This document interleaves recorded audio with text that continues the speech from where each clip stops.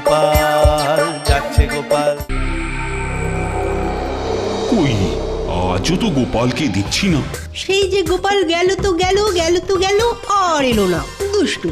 দেখুন গোপাল এখন কোনো গর্তে ঢুকে নাক ডেকে শীত ঘুম দিচ্ছে। না না, গোপালকে এবার ভালো রকমের শিক্ষা দেব। একবার আগে ওকে বাগে পাই, তারপর নরমে গরমে ওকে টের পাইয়ে দেব। তাহলে তো কোনো কথাই নেই। এবারেও কাজের কাজ কিছু হবে বলে মনে হয় না। কেন কেন কেন এ কথা কেন বলছো মন্ত্রী?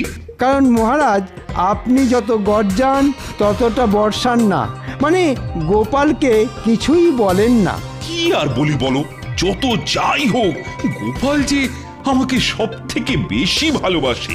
এই কথা কি আপনি হলফ করে বলতে পারেন মহারাজ? মহারাজ আপনি সব সময় গোপালকে তোল্লা দিয়ে কথা বলেন বলেই গোপাল আপনাকে এত ভালোবাসা দেখায়। তাহলে গোপালকে আচ্ছা করে পেঁচ মেরে দিলেই গোপাল টের পেয়ে যাবে। আমিও তো সেই কথাই বলছি। গোপালের সব সুযোগ সুবিধে পাওয়া বন্ধ করলেই গোপালের আসল রূপ দেখতে পাবেন মহারাজ। উমা, এইবার মহারাজ গোপালের হাল করবেন একদম বেহাল।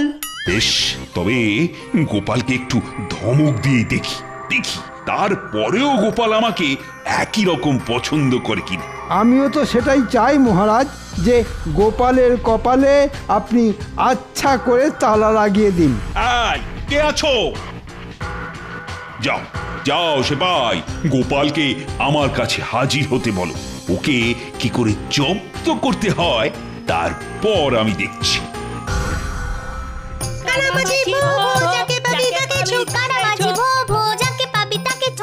ওহ, আমাকে তোরা আচ্ছা ঝামেলায় ফেললি রে। ঝামেলার কোথায়, এটা তো খেলার গো গোপাল দাদু। এবার দেখি তুমি আমাদের কেমন খোপা খপ ধরতে পারো। তবে খবরদার, চোখ থেকে কাপড় সরিয়ে কোনো রকম কায়দা করবে না। বলে যা তোরা কথা বলে যা। আমি বরং তোদের গলার আওয়াজ শুনেই আন্দাজ করি তোরা কে কোন দিকে আছিস। ওইটা গোপাল।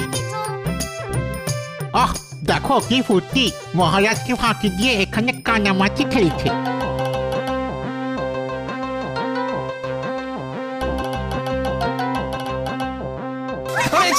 ধরে ফেলেছি বাবা, পালাবি কোথায়?